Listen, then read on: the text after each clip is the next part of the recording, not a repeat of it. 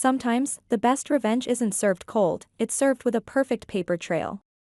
The words echoed in my mind as I stood in front of the family farm's massive oak door, snowflakes settling gently on my shoulders. Christmas lights twinkled mockingly along the porch, their cheerful glow a stark contrast to the ice in my heart. My name is Abigail Carter, and at 27, I was about to teach my family the true cost of betrayal. The familiar scent of Mom's cinnamon apple pie wafted through the door, but tonight it made my stomach turn. In my briefcase were bank statements that would shatter our family's carefully maintained facade. My brother Nathan had no idea what was coming. "You're late," my mother's voice cut through the cold air as she opened the door, her disapproval as palpable as the winter chill. Inside, the Christmas tree lights cast dancing shadows across the living room walls, where family photos told their own lies about our perfect family. Nathan sat in Dad's old leather armchair, radiating the same smug confidence he'd worn since we were children. At 32, he was still their golden child, the son who stayed to run the farm while I'd abandoned the family to become a lawyer in the city. "We were just talking about how well the farm's doing," he said, raising his glass in a mock toast. "Thanks to some careful financial management." I gripped my briefcase tighter, my knuckles turning white. For 6 months, I'd been silently transferring $3,000 monthly into the farm's account, believing I was helping my family. Nathan had convinced me to keep it quiet, claiming it would hurt our parents' pride. Now I knew the truth, he'd been taking credit for every cent. "Actually," I said, my voice steady despite the rage burning in my chest, "I think it's time we talked about where that money's really coming from." The room fell silent. Mom froze halfway through serving pie, while Dad's newspaper lowered slowly, his eyes narrowing. Nathan's smirk flickered for just a moment, so brief anyone else might have missed it. "What are you talking about, Abigail?" Dad's voice carried that familiar tone of dismissal, the one he'd used 5 years ago at my law school graduation when I'd announced I wouldn't be coming back to the farm. That day still burned in my memory. Standing in my graduation robe, clutching my law degree while Nathan spoke about tradition and family duty. "The farm's been in our family for generations," he'd said, his voice dripping with manufactured concern. "But I guess some people care more about fancy city offices than family legacy." The memory fueled my resolve. I opened my briefcase, pulling out the carefully organized bank statements. Every month since July, $3,000 has been deposited into the farm's account. From my account. From my Chicago bank. Mom's laugh was sharp, dismissive. "Don't be ridiculous, Abigail.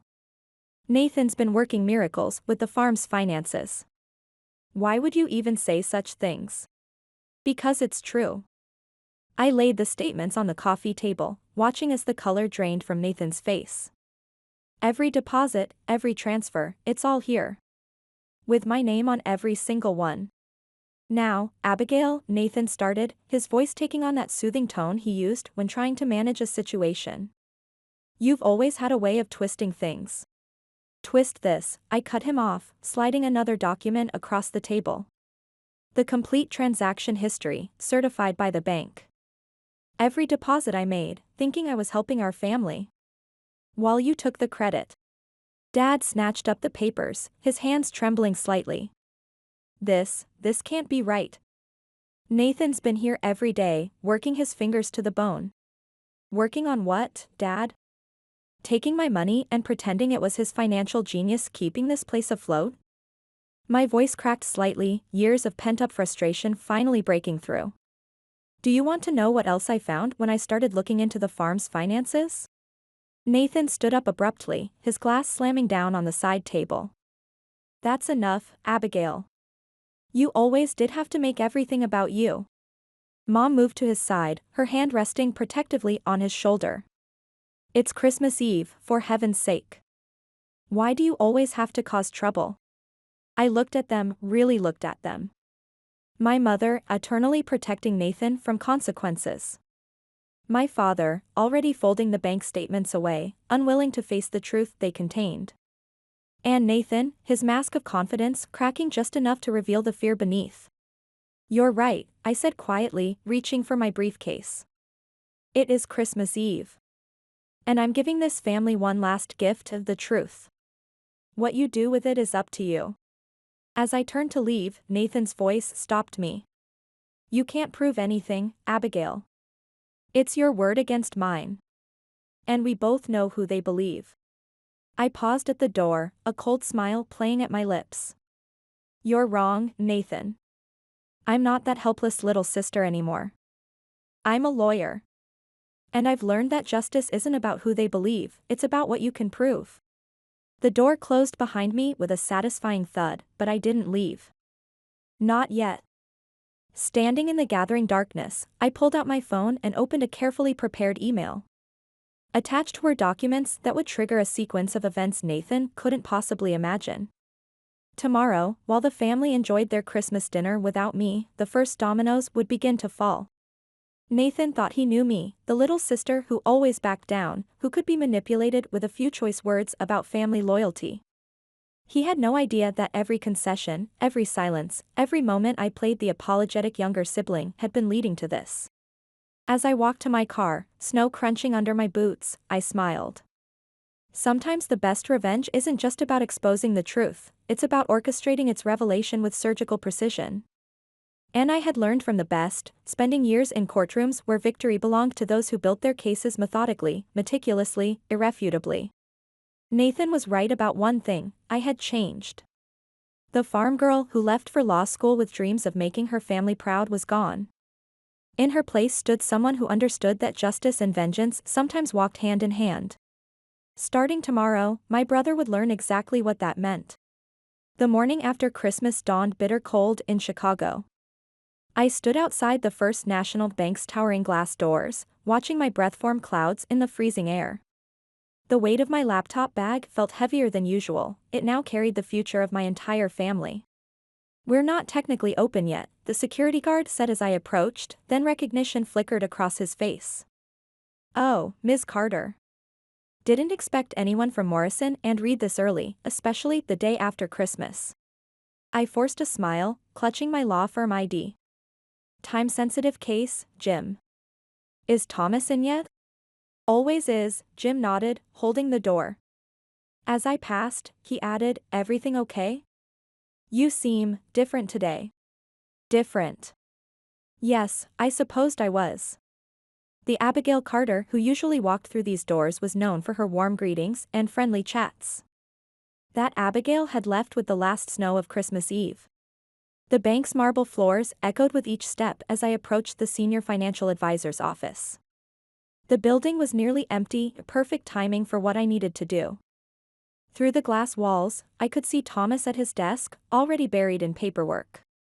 Ms. Carter, he greeted me with a professional smile, though concern flickered in his eyes.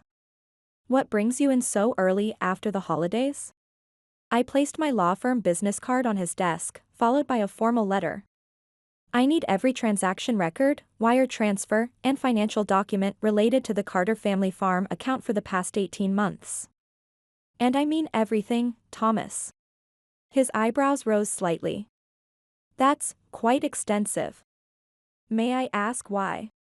Suspected financial fraud, I replied, my voice steady despite the way my heart hammered against my ribs. I've prepared this request to ensure everything's properly documented. Thomas leaned back, studying me carefully. He'd known our family for years, had even attended my law school graduation party. Abigail, he said softly, dropping the formality, this is serious. Are you sure you want to go down this road? A memory flashed through my mind, Nathan and I as children, playing in the farm's hayloft.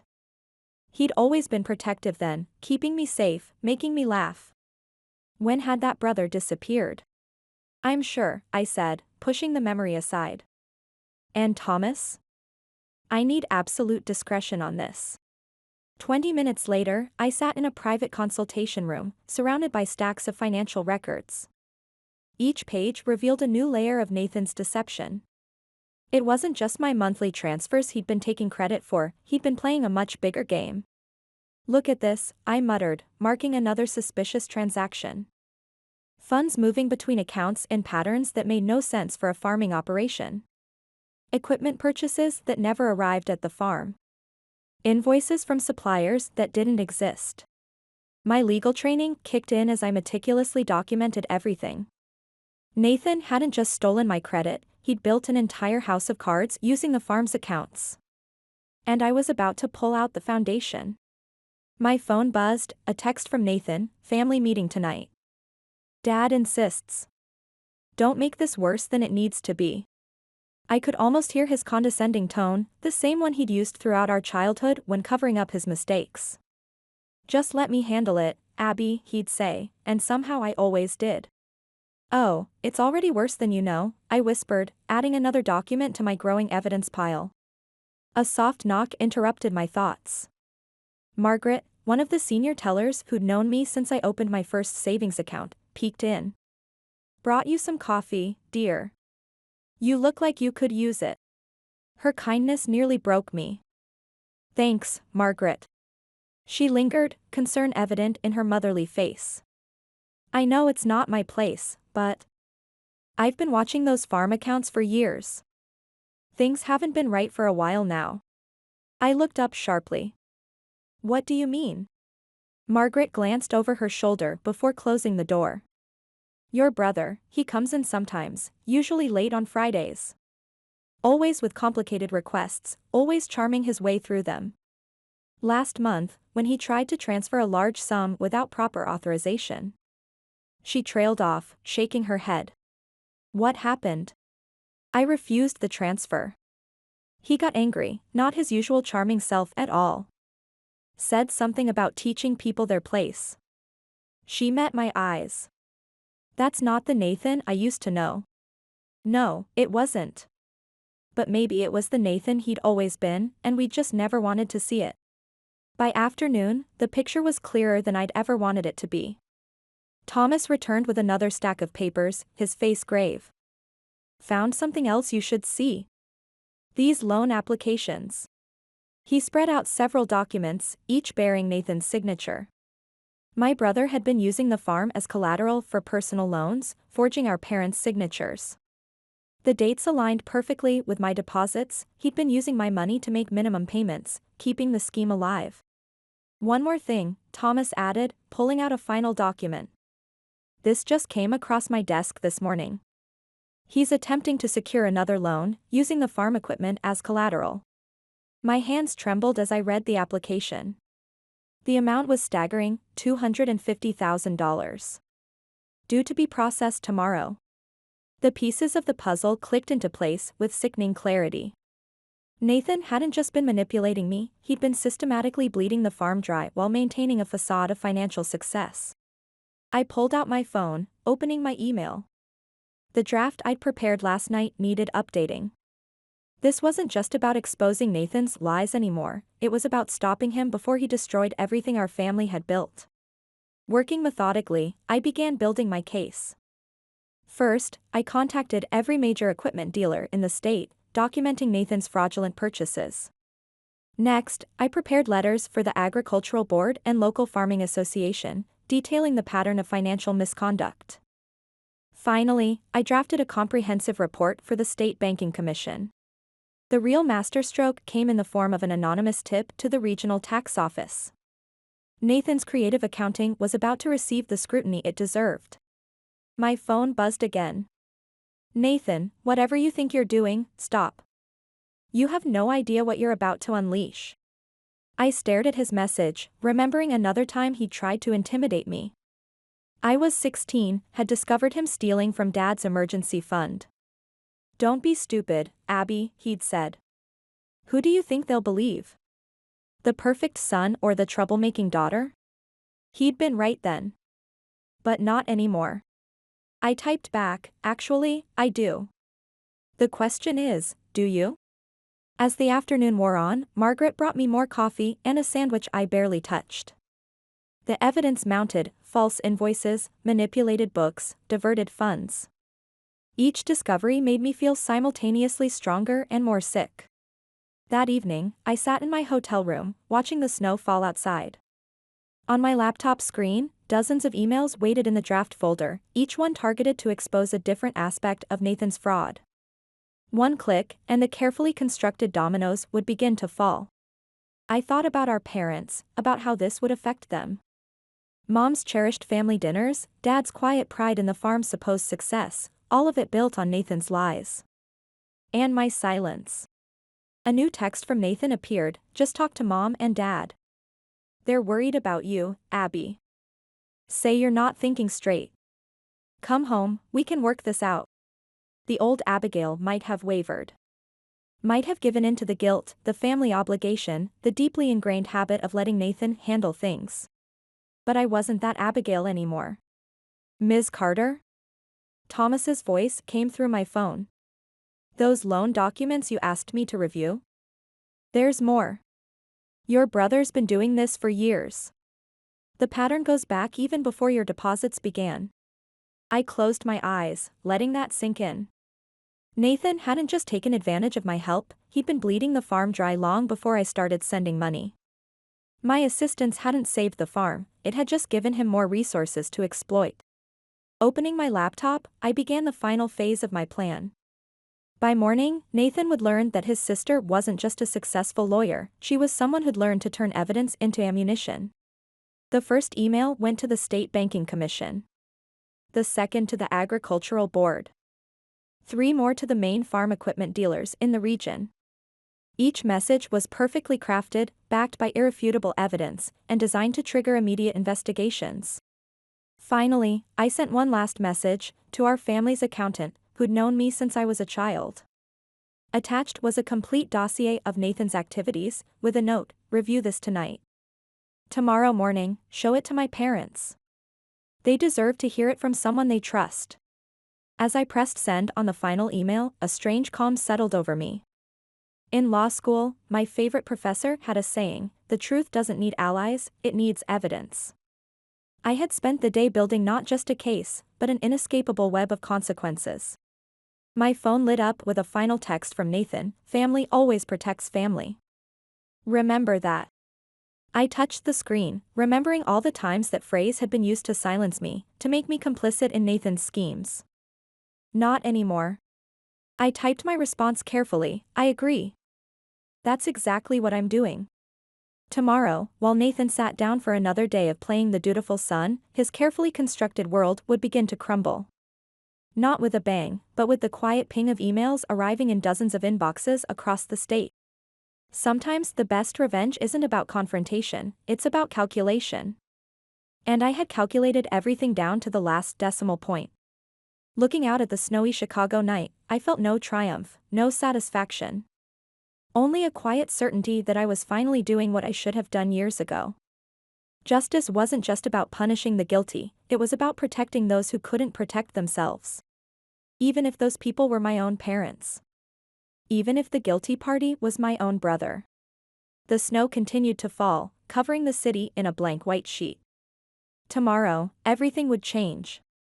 But tonight, in this quiet moment between action and consequence, I allowed myself to mourn the brother I thought I had, and accept the truth about the brother he really was. Dawn crept over Chicago like a held breath. I watched my laptop's clock tick over to 7 a.m., the exact moment when business hours began and my automated emails would start delivering their payload. The first response came within minutes. Urgent investigation initiated, First National Bank Compliance Division. Then another, Agricultural Board, emergency review notice. Each notification sound felt like a hammer striking Nathan's carefully built facade. My phone rang, the family accountant, Martin. "Abigail, I've been up all night reviewing these documents. This is beyond anything I imagined. I'm heading to your parents' house now. Thank you, Martin. They need to hear it from you." By 9 a.m., my professional phone started ringing.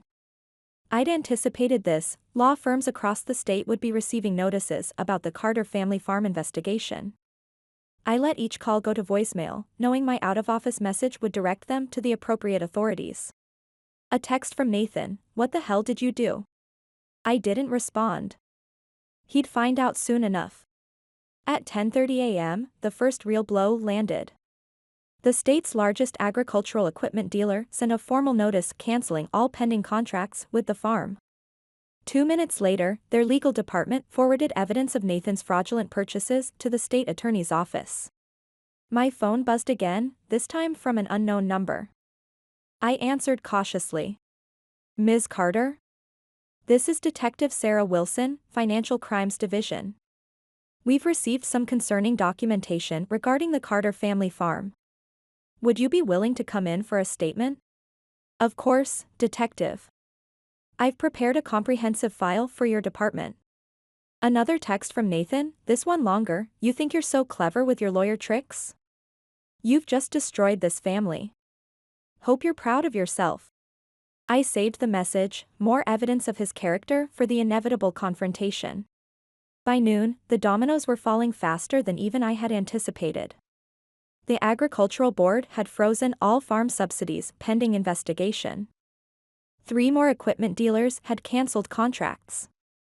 The State Banking Commission had flagged all farm-related accounts. Then came the call I'd been both expecting and dreading. Mom. Abigail? Her voice was small, confused. Martin's here. He's showing us. I don't understand. This can't be right. I heard Dad in the background, his voice uncharacteristically sharp. Where's Nathan? Get him back here now. Mom, I said softly, let Martin explain everything. There's more coming. More? Abigail, what have you done? What Nathan forced me to do. I ended the call as another email arrived. The tax authorities had initiated an emergency audit. Within hours, they'd discover the web of false deductions and hidden income Nathan had woven over the years. At 2 p.m., Thomas called. Abigail, your brother's here at the bank. He's not taking things well. I could hear the commotion in the background. Nathan's voice, usually so controlled, was raised in panic. This is a mistake. I have authorization for those transfers. Do you need me to call security? I asked. Already done. But Abigail, he's desperate. Be careful. By 3 p.m., local farming forums were buzzing with the news. The prestigious Carter family farm, model of modern agricultural management, was under investigation for massive fraud. Nathan's carefully cultivated reputation was unraveling thread by thread. Then came the text I'd been waiting for, from an old law school friend now working at the state attorney's office. Just got the file. This is Prosecutor Candy. Fraud, forgery, tax evasion. Your brother's going to have a very interesting year. I was reviewing the mounting evidence when my office phone rang. The caller ID showed our family's home number. You've ruined everything. Nathan's voice was ice cold. Years of work, destroyed in a day by my jealous little sister. Jealous? I laughed softly. No, Nathan. This isn't about jealousy. This is about justice. Justice? He spat the word. You want to talk about justice? I kept this farm alive while you played city lawyer. Everything I did was for the family. Was it for the family when you forged Dad's signature? When you mortgaged equipment we didn't own? When you used my money to cover your tracks? Silence, then, you can't prove any of that. Actually, I already have. Check your email. The State Banking Commission should be contacting you shortly. He hung up. Minutes later, Mom called again. Nathan just left the house, she said, her voice shaking. I've never seen him like this. The things he said. The threats he made. What threats, Mom? He said he's going to make you regret this. Abigail, I'm scared. Not of him, but I don't know what's real anymore. Your father hasn't said a word since Martin showed us the papers. He just sits there, staring at the farm accounts. My throat tightened. Mom, I know this is hard, but why didn't you tell us sooner? The question hit like a physical blow. Would you have believed me? Her silence was answer enough. By evening, the story had spread through the entire farming community.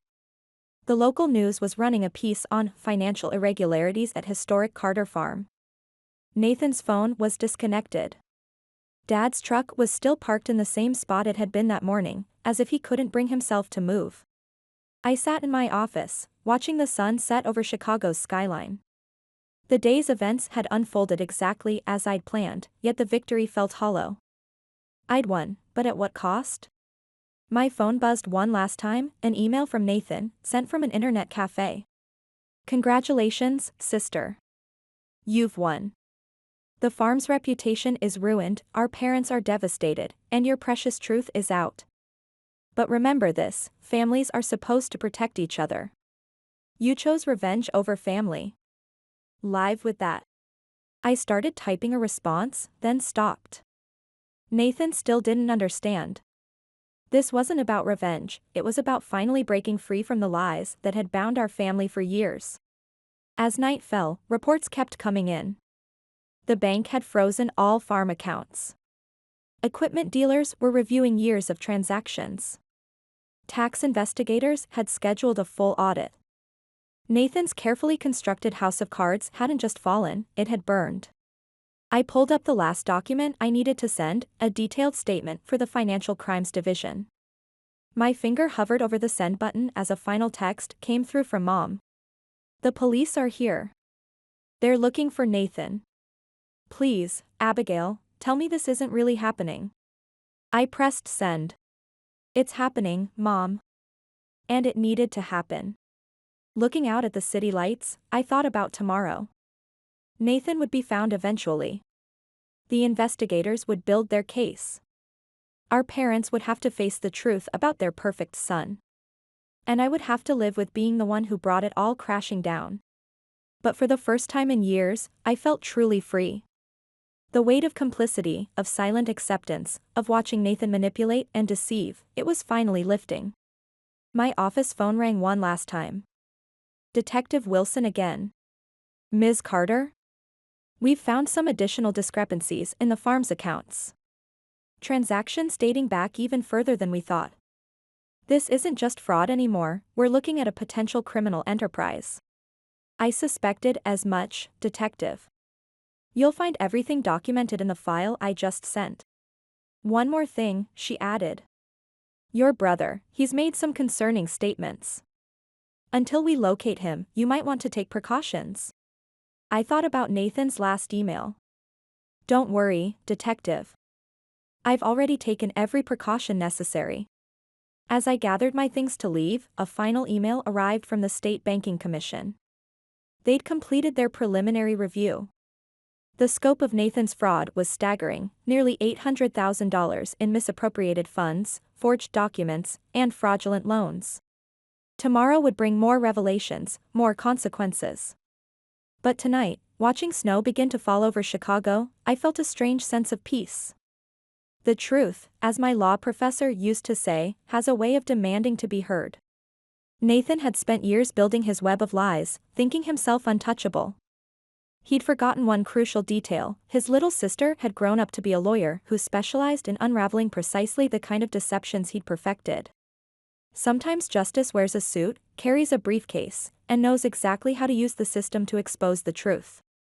And sometimes, that justice comes from your own family. Breaking news flashed across my office TV: Nathan Carter released on parole after 8 months. Almost simultaneously, another headline scrolled: Historic Carter family farm faces foreclosure, years of financial mismanagement revealed. My phone lit up with desperate messages. Mom, please, we need your help. Dad, the bank is taking everything. Thomas from First National, your parents are here, begging for an emergency loan. I let each message go unanswered. They'd made their choice years ago, blind faith in Nathan over hard evidence. Now they could face the consequences. The threat from Nathan came 3 days later, delivered in an expensive envelope. Inside was evidence of a minor tax irregularity from my first year of practice. His handwritten note read, "Meet me. Alone. You know where. The old hayloft. One last time." I took precautions: silent alarm, GPS tracking, Detective Wilson's team on standby. But I knew this confrontation was necessary.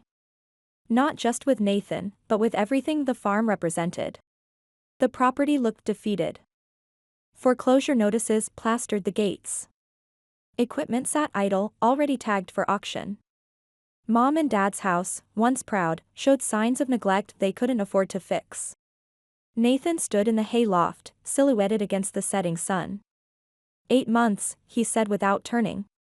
8 months in a cell, thinking about how my little sister destroyed everything. No, Nathan. You destroyed everything. I just exposed it. He turned, desperation replacing his usual calculation. Help me start over. One investment in my new business venture. I've got enough dirt on you to trigger an ethics investigation. I laughed, holding up my phone to show the recording in progress. That tax issue? Self-reported months ago. But this attempted blackmail? That's a parole violation. His face contorted as police sirens wailed in the distance. You set me up. You set yourself up. Just like always. As Detective Wilson led him away, Mom and Dad appeared from the house, their faces drawn with desperation. Abigail, please, Mom begged. We're about to lose everything. You have the means to help us. Dad stepped forward, his pride finally broken. We were wrong about Nathan. About everything. But we're still family. I looked at them, really looked at them. Years of enabling Nathan, of dismissing my warnings, of choosing comfortable lies over uncomfortable truth. Family? I said softly. When I brought evidence of Nathan's fraud, you called me a liar. When I tried to protect the farm, you defended his theft. Now that everything's gone, suddenly we're family again? We made mistakes, Dad admitted. Terrible ones. But please. The farm's in foreclosure because of decades of mismanagement. Not just Nathan's fraud, but your willful ignorance. The equipment loans you never verified. The contracts you never read. The warnings you ignored. Tears streamed down Mom's face. What do you want us to do? Nothing, I replied. Because I've already done it. The farm's being auctioned next week. And I'm the buyer.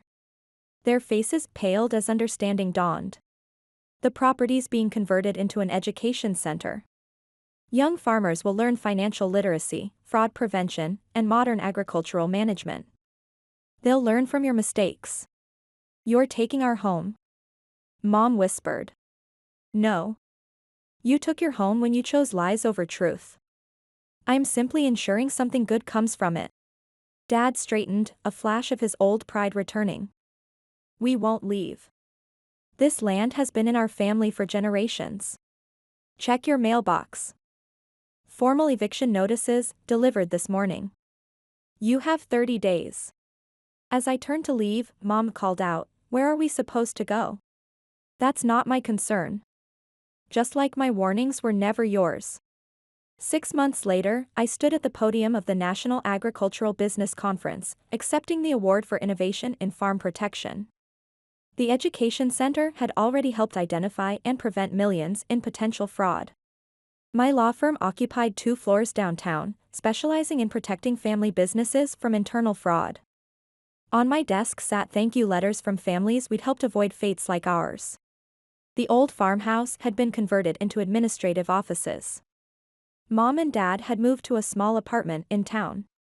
Nathan, after his second parole violation, faced serious time. Ms. Carter? Jennifer poked her head in. The new student farmers are here for your seminar. Looking out at their eager faces, I began, true justice isn't about loyalty, it's about truth, accountability, and ensuring that enablers face the same consequences as perpetrators. The sun set over Chicago, painting the sky in brilliant colors. On my desk sat a framed photo of young farmers graduating from our first protection program. Below it, a news clipping, Carter Agricultural Education Center rises from family farm's ashes. This was my true legacy. Not just exposing fraud, but ensuring that those who enabled it, through action or willing blindness, faced their share of responsibility. Sometimes the sweetest victory isn't just in defeating the villain, but in ensuring that everyone who supported their deception pays the price. And I'd made sure they all had.